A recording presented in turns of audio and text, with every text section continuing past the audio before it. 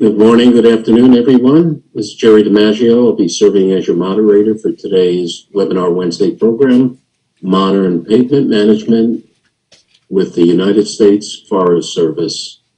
I'll be introducing our presenter momentarily, but I'd like to first go through a few housekeeping items with you. I'll also be returning at the conclusion of today's technical program to facilitate the Q&A program, and we do encourage you to ask questions throughout the entire presentation. Next slide, please. So if you're having an issue with your audio in slide 2, and by the way, the slide numbers are located in the lower right-hand corner of today's presentation, and you're using your computer speakers, call in with your phone.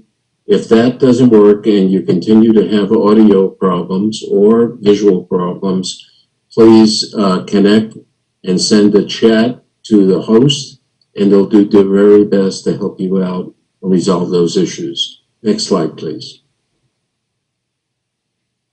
As I mentioned just momentarily, we encourage you throughout the program to ask questions. We'll be deferring addressing those questions until the conclusion of the technical program, which will be approximately 40 minutes today. Highlighted on slide number 3, you see the question and answer box on your screen. Please look at that. You can send that to everyone to view your question. I'd encourage you to do so. And don't wait till the last minute to ask your questions. It's somewhat difficult sometimes for people to formulate a question, look at the PowerPoint presentation, and listen to our excellent presenters. Next slide, please. Finally, to see the presentation in full screen mode, please go to the right-hand corner and click on the toggle button down, highlight view, and highlight fit to viewer. And that should give you a full screen view of today's presentation. You're going to see some beautiful geology and topography of the Western United States predominantly. Next slide, please. Now it's my great pleasure to introduce my good friend, Russ Canarium, and it took me a while to figure out how to pronounce Russ's name, but that is the correct pronunciation. It is German descent, Canarium. He has degrees in material science and physics from Frostburg State University in the western location of Maryland, currently an engineer in training for the state of Maryland. He worked for ARA as an intern, and we're most fortunate to recruit many of our interns when we have a compatible relationship with them, as we did in Russ's case. He's now a civil engineer with ARA. He's been there with us for approximately 9 years. His experience predominantly is focused on pavements, but it's quite diverse in the area of pavements. As you'll find out from Russ, experience in construction, quality assurance, the flexible pavement research, construction, design, some modeling, as well as pavement testing, as we'll learn a lot today. And I omitted, forgive me, non-destructive testing. He's provided services in the way of pavement management to a number of the state DOTs, the United States Forest Service, the United States Air Force, and FAA. So with that, I'd like to turn the program over to Russ, and you'll enjoy today's presentation immensely as you prepare for the nice long weekend. Russ, it's all yours.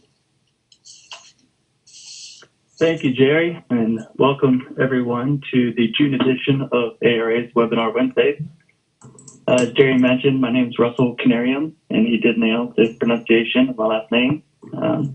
I was ARA's project lead for the pavement management data collection that was completed last year for the United States Forest Service, and I will be your presenter today.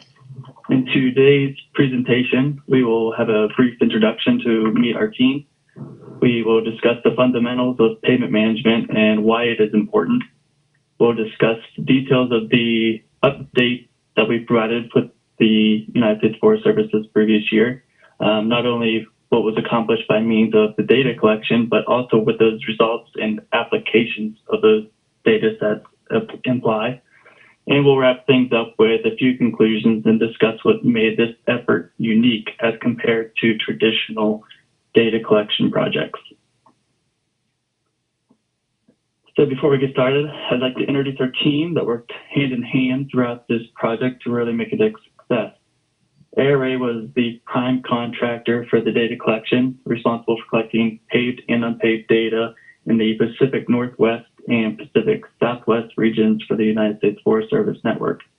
Rival Solutions, a subcontractor to ARA, aided and supported us in our effort to introduce a modern approach for collecting the unpaved data, and of course our client, the United States Forest Service. I'd like to give special thanks to Rob Huber, the co-founder of Rival Solutions, and Forest Service program managers Jonathan Berry, Renee Renteria, Michael Chen, and Chad Ludgreen. Our teams developed a great partnership over the course of this project, and that went a long way into making it a success. So thank you all. So on to the presentation. The first thing that we need to discuss before we get into the nitty-gritty of the data collection project and the results is, what is pavement management and why is it important to someone such as the Forest Service? At its roots, pavement management is just that. It's the management of pavements or assets in a network. There are many different ways to accomplish this, but no matter what the method is, the overarching goal still remains the same. And that is that you need to develop an approach to analyze the pavement's performance and provide maintenance and rehabilitation, or M&R for short, so that you can maintain conditions, safety, and even visual appearances of the pavement.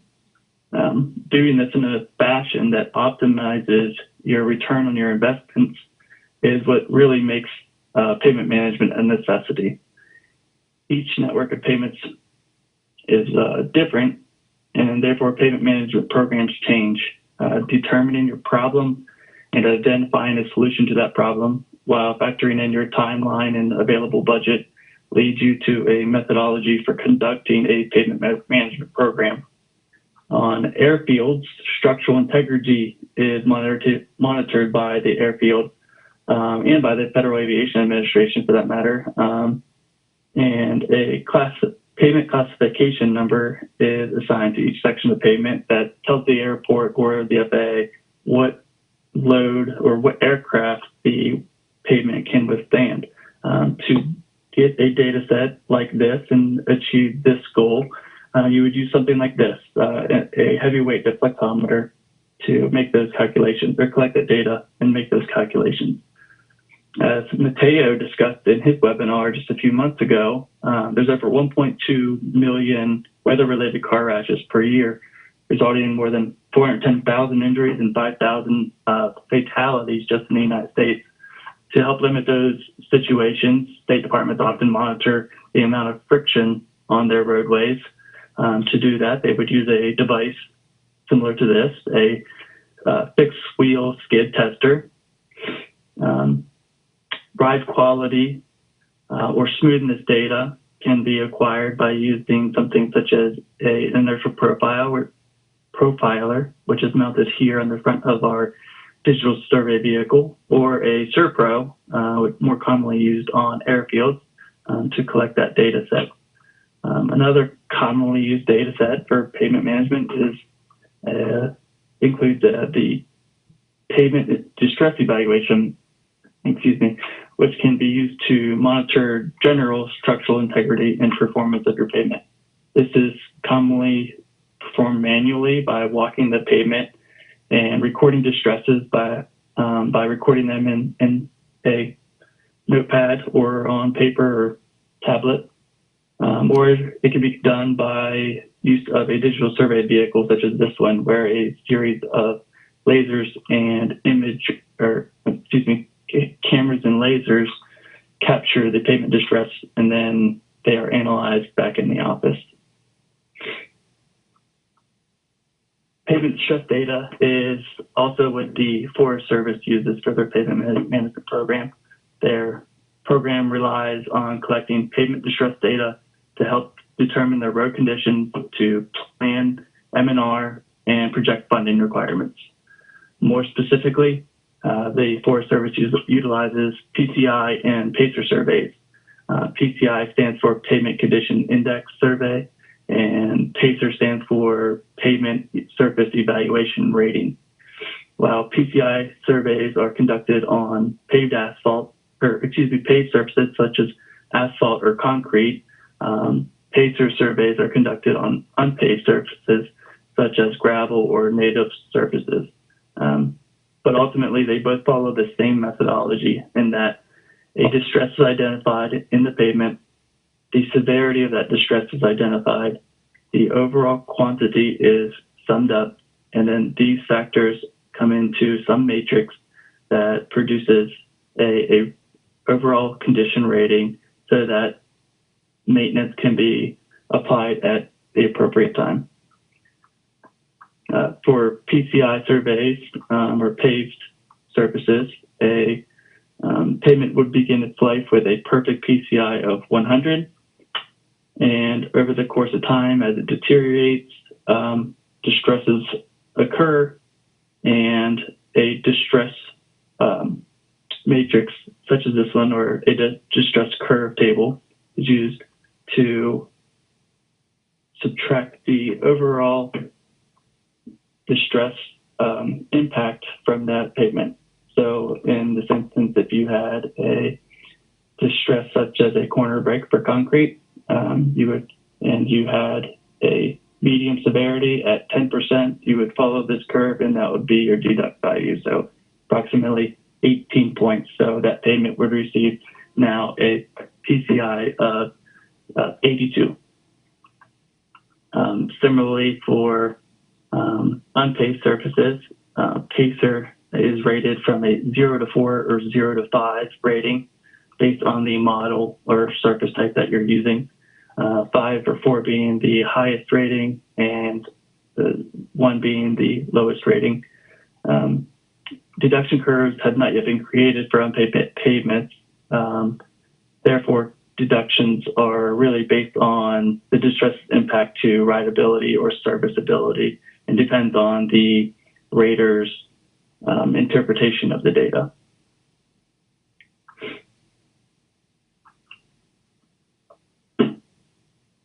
A PMS, or a pavement management system, is a database that allows for the inventory of each of these data sets. At its most simplistic version, Excel can be used as a PMS. More modernly, Paver, which is a pavement management system developed specifically for Pci data and is often used to inventory large networks of pavements, is used. With Paver, not only can you inventory your pavement, such as construction history or Pci data, but it can be used to introduce things such as prediction models to see how your pavement is deteriorating, or maintenance policies, M&R plans, budget scenarios, etc. All of these can be used to help optimize your return on your investment in your pavement management plan. And Paver is the PMS that the Forest Service is currently in transition to use. So that's a quick overview of what pavement management really is. So let's get into some of the details of the Forest Service data collection project. Since this was the first time the Forest Service had outsourced their Pci or Pacer data collection, and due to the fact that ARA was introducing slightly non-conventional means of data collection, which we will circle back to a little later on, a proof of concept was required to show that we could satisfy the needs of the Forest Service. So a pilot test was performed at Fremont-Winema National Forest in Oregon, where we collected 392 miles of Pci or Pacer data. The Paver-ready Pci data and Pacer distress data were collected and delivered to the Forest Service. While data collection only took a few days, it was still apparent that there were going to be some obstacles or issues with our data collection. Not so much with the data collection method or the resulting data, but more so with the execution and accessibility of such a large scale network. All in all, the pilot test, the proof of concept, was a success, and we were able to demonstrate that our data collection methods and outputs meet the FHWA, which stands for Federal Highway Administration requirements. With the pilot test being a success, we were ready to tackle the full scope of what the Forest Service had to offer. ARA was contracted to collect 1,771 lane miles of paved data and about 665 lane miles of unpaved data. Our scope included the creation of route ID protocols. A route ID protocol is essentially a system of identifiers that can be used to identify a route. IDs such as a route's name, the beginning and ending mileposts for the route, GPS locations, elevations, etc. Essentially any ID that could help locate a route without the use of modern electronics, since quite often there is no internet service in the forest.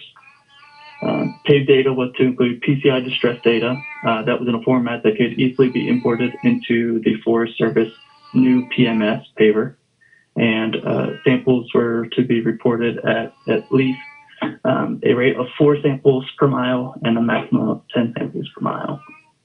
Since I will likely be referencing these things a few times throughout the presentation, it's worth identifying what a section and sample of pavement is. Sections are portions of a route, usually separated based on construction history, differences in loading or traffic, or in some cases even who maintains that portion of the road. One road could be split into 20 different sections, even though it's only 5 or 10 miles long, based on some of this criteria. Samples are subdivisions of one of those sections, and they're used to aid in the inspection process.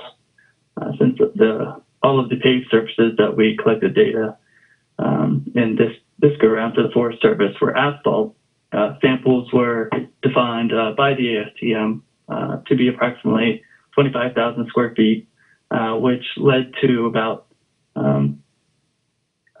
27-ish samples per mile. Therefore, with our 4 to 10 sample rate, we were looking to cover about 15 to 40% of the overall pavement surface. Paved data also consisted of ride quality data and high definition imagery and video for all of the routes. Similarly to the paved data, unpaved data received route ID protocols as well.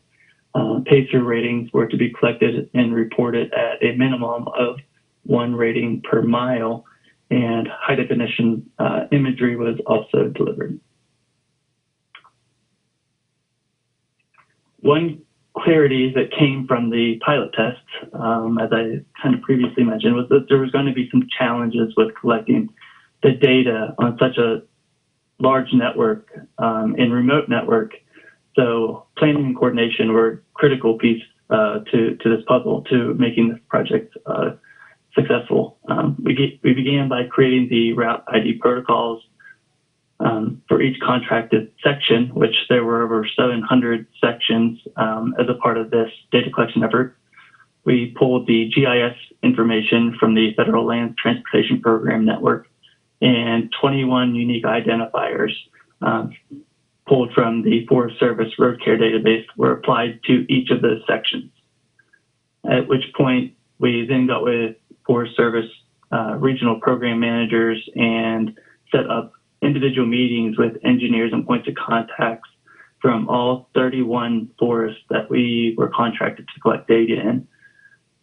During these meetings, we were able to review the GIS route ID protocols with the points of contact, and they were either confirmed or corrected before we were heading out into the field. We were also able to utilize these meetings to pick the brains of the local Forest Service points of contacts, and we're able to plan around things such as ongoing construction or road closures, forest fires, lot gates, COVID restrictions, which differed by every single county. And we were even able to gain some insight as to where we could find fuel and lodging in some of the more remote parts of the national forest. The final critical step in our planning exercise was to limit deadheading.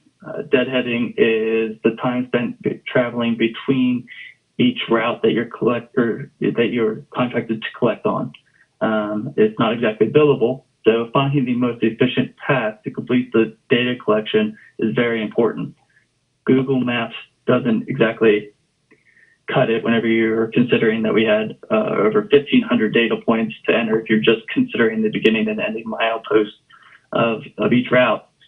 So we utilized a software called Routific. Routific is a route optimization software. It's very similar to what UPS or FedEx or Amazon would use to make their deliveries to your houses. We were able, even planning in potential lodging and gas station stops, just because we were a little paranoid, we were able to ultimately find the most efficient routes to take during our data collection, which significantly sped up the data collection time. Thanks to these preparations and open lines of communication that we had with the Forest Service, data collection went very well. Talking with the local point of contacts, we knew that there was going to be limited GPS or phone signal, so we utilized offline GPS devices to preload our optimized routes into. We also kept handy hard copy maps just in case, which in one scenario for me did come in handy when my GPS just insisted that I needed to take a deer path right off the edge of a cliff, and it had no other recommendation. So I actually got the pleasure of using one of the old school handheld maps. Impassable routes, such as rock slides, lock gates, fallen trees, were also things that we encountered during the collection. While there wasn't much we could do for the unexpected rock slides, the Forest Service did provide us with gate keys to unlock the majority of the gates that we came into contact with, and those that were not able to unlock with that key or those keys, we were able to work with local forest rangers to get through the rest. I don't think a gate actually prevented us from collecting any route.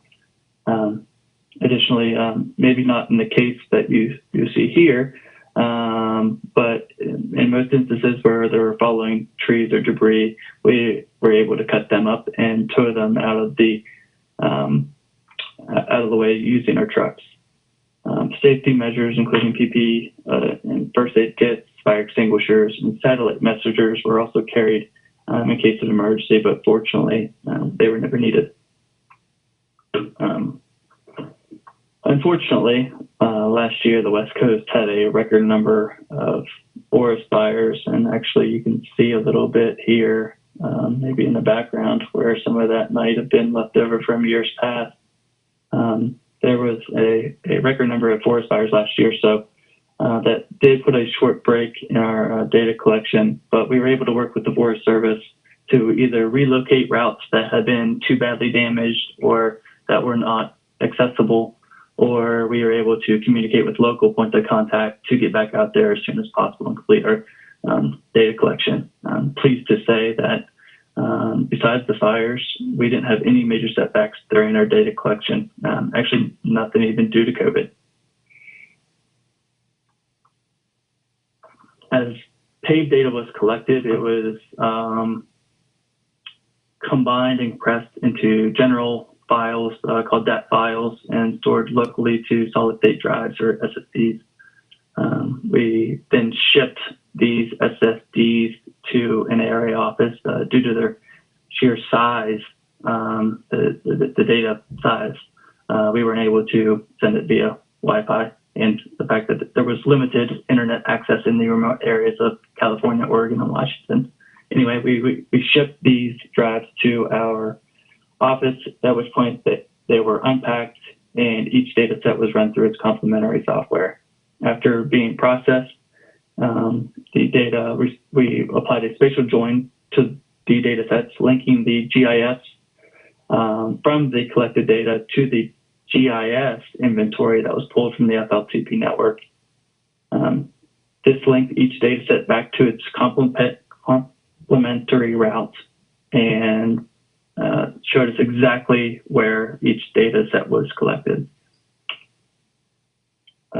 Finally, the data was exported as XML files, random samples were loaded into Paver, and a quality control of the data was completed. QC consisted of comparing the automated PCI data, such as the crack detection and rutting and potholes, to the imagery and the PCI samples that were taken manually in the field and supplementing data as necessary.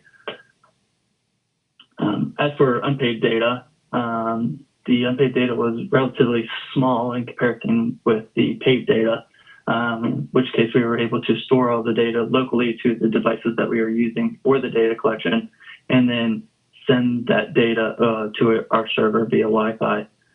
Distress data was georeferenced to each route and was recorded in real time, so there was minimal processing to be done post-data collection.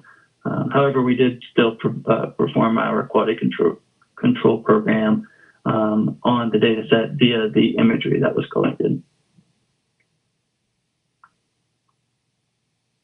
So now that we've learned about the fundamentals of pavement management and it took a 1,000-foot view of some of the project details, it's time to look at and analyze some of the results and how they apply or can be applied to assist the Forest Service with their pavement management program.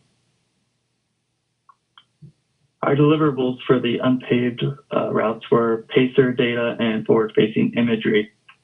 Pacer data along with the associated route IDs, as you can see here. Here are a few of them, such as simple things such as region, forest, routes, route CN and ID, and security ID are all in-house things that are recognized by the Forest Service. Agency ID was a way to link our general data set to our more involved data set, beginning at any milepost, segment length, date collected, and then the Pacer rating and the Pacer method. As I mentioned earlier, there was multiple models for calculating Pacer. Some stresses aren't quite applicable to, say, a gravel road, or I'm sorry, to a native material road as they are a gravel road, such as the distress called gravel. You're not going to make a deduction on a native material surface whenever it wasn't planned, or for not having gravel when it wasn't even supposed to have gravel in the first place. So anyway, that's the purpose of having multiple rating methods. A rating was established for each route at a 1 mile increment and established a good, fair, or poor rating. In addition to providing Pacer scores at the 1 mile increment, we also included percent density of all of our distresses and their severities at 1/10 of a mile increments, as compared to previous data methods where one sample was taken from each unpaved route. To establish a general Pacer rating for that route, we provided 100% coverage of the entire route with georeferenced data sets that will allow the Forest Service to determine specific issues and plan more localized maintenance on their routes. Paved data deliverables consisted of PCI data, ride quality data, and forward and facing downward imagery and video. The ride quality data was delivered in an Excel format as shown here, along with the route's PCI rating for a comparison. And this data set is largely useful for determining things that are determining potential issues that may not be captured by the PCI data set. As you can see here, for example, this section of pavement, this route received a PCI of 94. However, the roughness indicates that it was very unsmooth. So maybe there wasn't something worth capturing in the PCI data, but still affects the ride quality. A data set like this could allow the Forest Service to analyze those particular locations. Stitching together images, as you see here on the right, to create videos actually allows the Forest Service to do virtual drives of all of the routes that were collected as a part of this data collection as well. Pci data, possibly the most important data set that was collected on this project, was presented and delivered in Paver. While we were not contracted to develop a Paver database, it was beneficial to both ARA and the Forest Service. ARA was able to use it to perform our data QC, and the Forest Service didn't have to worry about starting one from scratch. Not to mention, we were able to get all the data into Paver, which is what the Forest Service was transitioning to, and without the worry that there was something could happen to the data set during imports. And Paver could be very finicky when it comes to things like this. In this PMS, we were able to incorporate the inventory data, including some of the route ID protocols, the GIS data, and the PCI data. As you can see here, the PCI data georeferenced back to its GIS includes the descriptions, the quantities, and if it wasn't cut off, you would be able to see density, the deduct, or the impact that it has on that sample. And then you can see here the overall PCI of that particular sample, which, by the way, sample IDs are actually something else kind of neat. We were able to do a geospatial join to our data set that we've collected with beginning and ending mileposts to the FLTP network GIS, and we were able to overlay those to come up with the exact mileposts that the Forest Service uses. So now they can go out and see exactly where this data was collected from. And then finally, you can see the overall section PCI value here. From these data sets, pavement management can begin, and without getting into the weeds too far on how that can be accomplished, it's worth showing some aspects of the pavement management that this project helps set in motion. Basic enough in nature, route condition visualizations such as this one can go a long way when reporting pavement conditions and showing someone the overall condition of a large network. As with any visualization tool, images such as this can put an emphasis on a needing for funding. Very easily, a program manager or an engineer can look at this and see what routes are considered to be good, fair, and poor based on the PCI or Pacer rating and establish where the most problematic areas are. Route segmentation is a critical and ongoing process of pavement management that needs to be done so that M&R projects can remain practical and efficient. The route shown here is currently considered one section of pavement. It is 5.9 miles long, has an overall PCI of 59, which puts it in the lower range of the fair category. But the problem with that, there's actually two main problems with that. As you can see, PCI values range anywhere from 79 here and down into the 37 down here. And this implies that the route likely has either different construction histories or that the route has different traffic loading and is deteriorating at different rates than other parts of the pavement. This makes it difficult to plan M&R. One type of M&R applied to this entire route may therefore overcompensate here and undercompensate here, and really is not an efficient way to plan a maintenance and rehab, and it is not an efficient way to, or use of the budget. The second issue that it leads to is even at the most basic and cheapest maintenance plan, planning M&R in a project such as this road where it's 6 miles long is very costly, and it's difficult to phase into any budget just because of its sheer length and volume of pavement. As a result of this project, the Forest Service can now specify Pci values and Pacer values at specific mileposts, and they are able to segment their route. You can see now, based on the Pci that we saw on the previous screen, we kind of segmented the route, and you can see there are some sections that are still in poor condition, some in fair, but even some in good.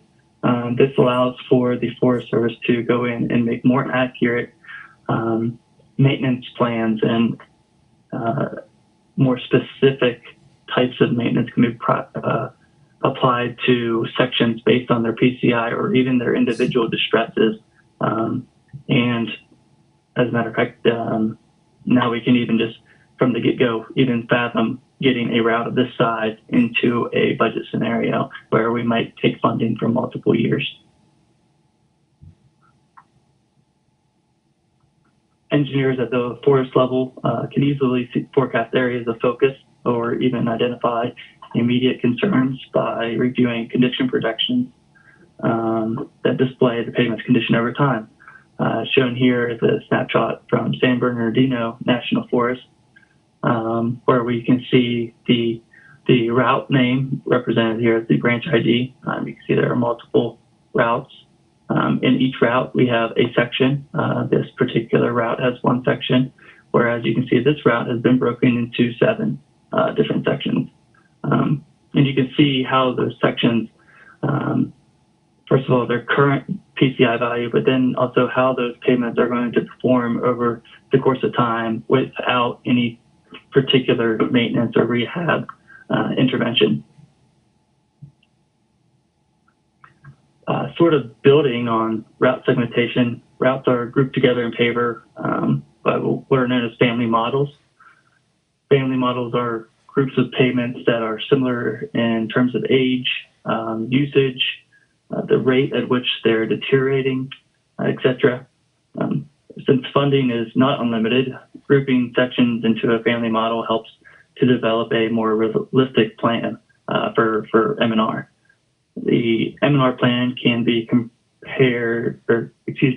M&R can be compared to the available or anticipated funding, and it can be adjusted so that maintenance costs fall within the budget that is allotted to that forest or region or etc.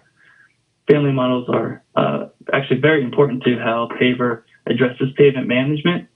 So I'd like to take a little bit of time here to kind of dig our way through this slide and highlight some of the key aspects of how family models are developed and how they in turn help plan for maintenance.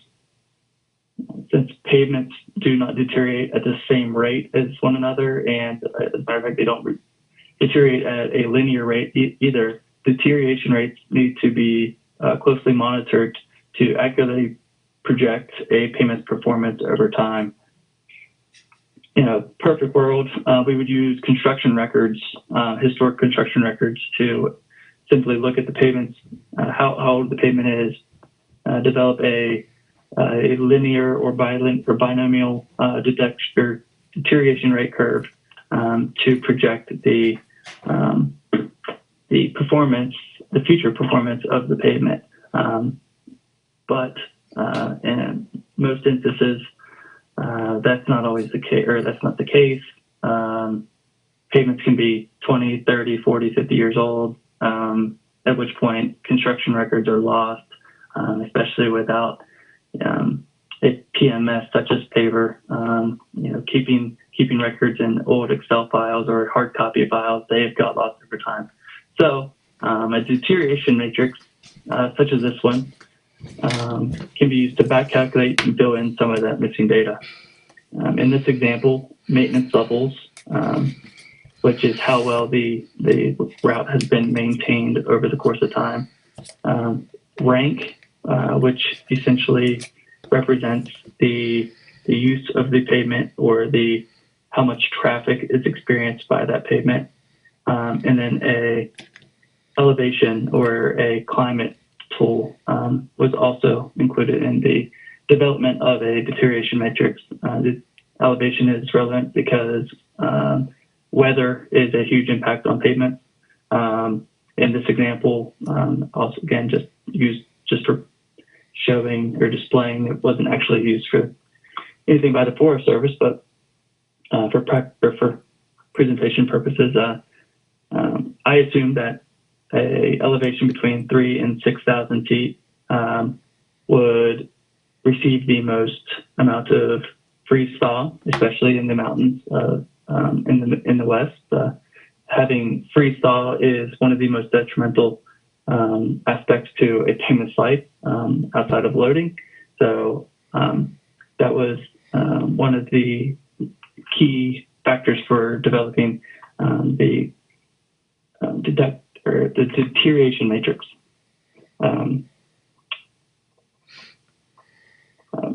A normal pavement or a asphalt pavement, at least, that experiences common or traditional loading, that is well maintained, doesn't experience any extreme climate conditions, would be expected to deteriorate at about 2 PCI points per year. So you can see in this example, we have a range from the best maintained with the lowest traffic and the lesser harsh environmental factor at PCI 2, or the other end of the spectrum, deteriorating at a rate of 3.2 PCI points would be the less maintained, more traffic, and a more detrimental pavement, more detrimental elevation factor.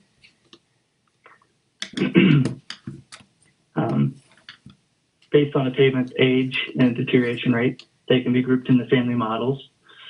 And then critical PCIs can be set. A critical PCI is a point at which it is no longer advantageous to maintain the pavement, and at which point major or complete reconstruction is required.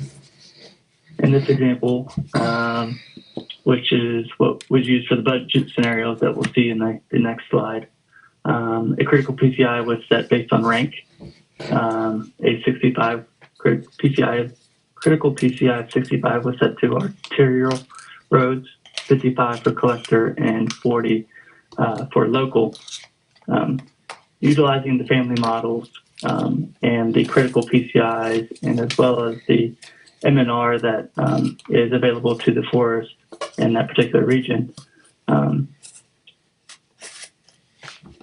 we can use the Pci data that was collected during this project and to develop MNR plans and meet the goals of the Forest Service in the most effective and efficient way possible.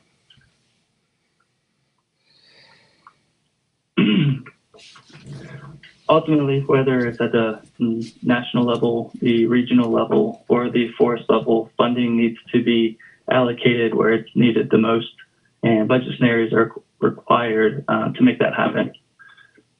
From the data that we collected during this project, and by implementing the pavement management techniques some of them at least, that we've just covered, this becomes much more accurate and easier to do. This example depicts 3 different scenarios for one specific forest. Backlog elimination, condition stabilization, and fixed budgets are commonly used budget scenarios. Backlog elimination applies maintenance so that it can improve a pavement to be above its critical PCI. Condition stabilization applies maintenance so that a pavement or the network of pavements maintains its PCI over the course of time. And of course, a fixed budget is just that. If you know you're going to be capped at a specific dollar amount per year, you can introduce a fixed budget. In each scenario, you can see how the costs associated with that MNR type will in turn affect the overall condition of the PCI. So by spending X amount of money, you get return Y. Similar analysis could be done at the regional level to project funding requirements for each forest, and it can even be done at the national level for the folks in DC to see how funding should be dispersed in each region of the country.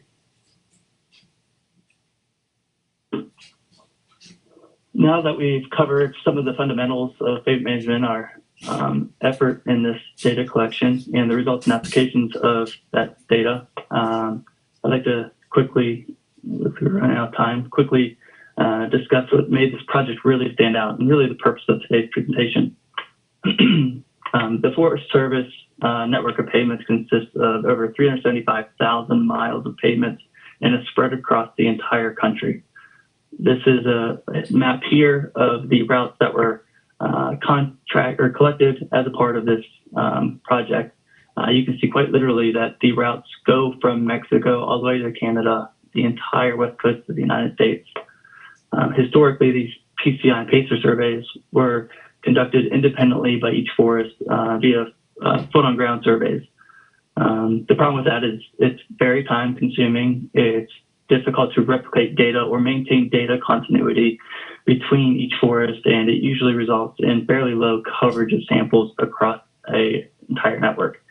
In recent years, industry has taken to using digital survey vehicles to collect this data set using, like I said earlier, lasers and cameras to collect imagery. You can increase your data collection rate and area of coverage, but it also increases the processing time, and it leaves some routes, especially in the case for the Forest Service, some routes impassable or not reachable due to the extreme conditions. Most importantly, at nearly $1 million a piece in a limited life cycle, it drastically increases the cost of data collection, especially with that much deadheading that was experienced with the Forest Service. So there was an obvious need for a different approach to the data collection, and that's where we worked with the Forest Service, and we offered a more modern or different solution to collect these networks of pavements. For unpaved pavements, we introduced a couple of softwares developed by Rival Solutions, labeled the Rubix software. RRUF and RInspector. RRUF was used to collect imagery on the unpaved data that geo-referenced it back to the original GIS files. And RInspector was used on a handheld tablet to actively record distresses via windshield survey as we were driving the route to, in real time, collect all of the pavement distresses and severities. And these aren't the precise distresses that we observed, but it's a good snapshot of the interface that we were working with. From these data sets, from these platforms, we were able to introduce new data sets to the unpaved world of Pacer.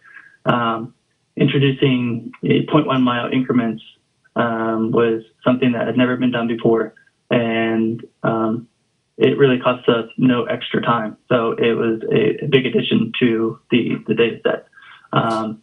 In continuing development from this data set, we can actually eliminate some of the user error whenever establishing a Pacer score, and that is by developing something similar to what Paver has done for PCI, and that is assigning the deduction curves to each distress and severity so that you can evaluate its overall performance on the pavement.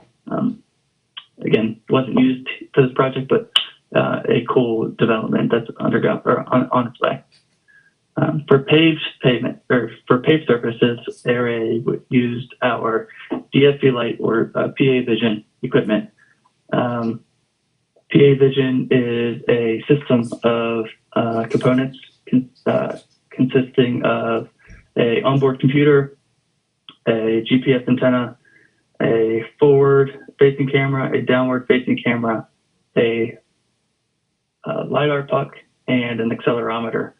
All of these components, including the mast, fit nicely into 2 boxes, can be shipped in the mail or carried on the airport or on an airplane. And not to mention they're very easy to use. You can set up the entire system out of the box in about 20 minutes. The onboard computer allows for cloud-based storage and processing, including, as you can see here, automated crack detection and rut detection that is used in our PCI calculations. The PaVision gives very similar data sets to a full-scale DSC, essentially anything except for the extremely accurate profile data we can do with the PaVision system. So it's a very good tool to use on PCI data collections. It's also very, very cost-effective as compared to a DSC, and being that it's able to be mounted to any truck or van that has a tow hitch, we were able to use it along with the Rubix software so that we didn't have to mobilize multiple crews to complete our data collection. We were able to drive this PaVision equipment down the rugged terrain of the unpaved roads as well.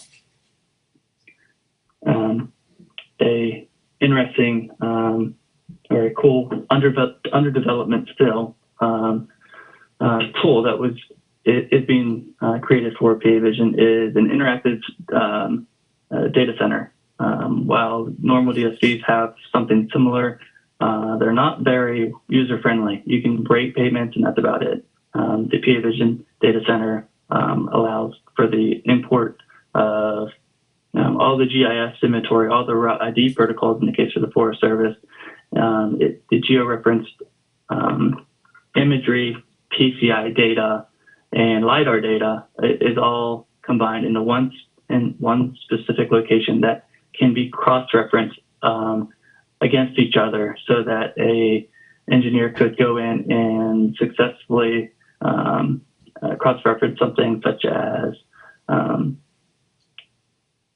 an area that has high rutting, that also has high alligator cracking, and maybe they expect that it's related to poor drainage, so they want to see potential poor drainage locations, which would be able to identify from the LiDAR data set.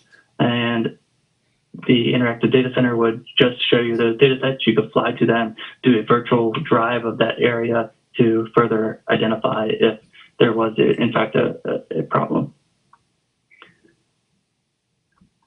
So in conclusion, quickly, working alongside Rival Solutions in the U.S. Forest Service, we developed a fantastic partnership from the program managers all the way down to the local forest rangers and engineers.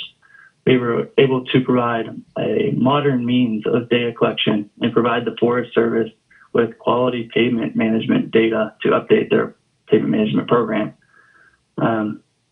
A network of this size would typically be collected in multiple phases over the course of 2 to 4 year period and would cost north of a couple $1 million. Utilizing PaVision and the Rubix software, we were able to perform this entire data collection in just 3 months' time, and we did it for less than half of the cost as traditional data collection methods. And that's really what made this project a modern pavement management project. I'd like to thank everyone again for joining, and I'll turn things back over to Jerry. Thanks. Okay. Thank you, Russ. Very interesting. Certainly, those of us that ride on arterials and interstates don't think of unpaved roads too often, but lots of them out there, obviously. Very informative. So before we get into the Q&A program, I'll brief you on that. I wanted to tell you what's coming up next, and we have ARA webinars currently scheduled through February of 2022. And next up, on July 28th, would be my good friend, Dr. Eddie Ophie. And Eddie is going to speak on what I think is an emerging area. It's the importance of pavement marking data collection and management. that has policy as well as safety implications. So again, all of our speakers come from each of our offices, depending on who volunteers, just like Russ, they volunteer for these programs. So tune us in. We generally schedule these always on Wednesday, and it is generally biased towards the end of the month. And recognize that all of the webinars are recorded. And if you go to ara.com webinars, you can view the recording within typically about a week. And we've been doing webinars for about 3 years now. So next slide, please. So we've got a limited time and ran over slightly here, which is fine. And I want to highlight before we get into a few minutes of Q&A that we have a number of questions, perhaps more, I know for a fact, than Russ can adequately address. But you see Russ's email address. I know also he's going on vacation.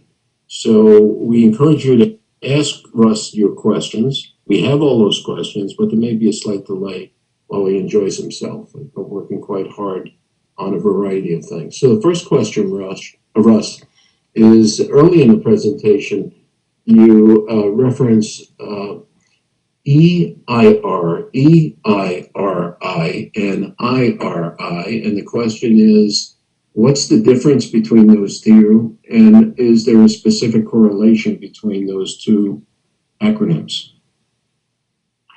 Yeah, so IRI is the traditional ride quality international roughness index. It's measured in inches per mile typically.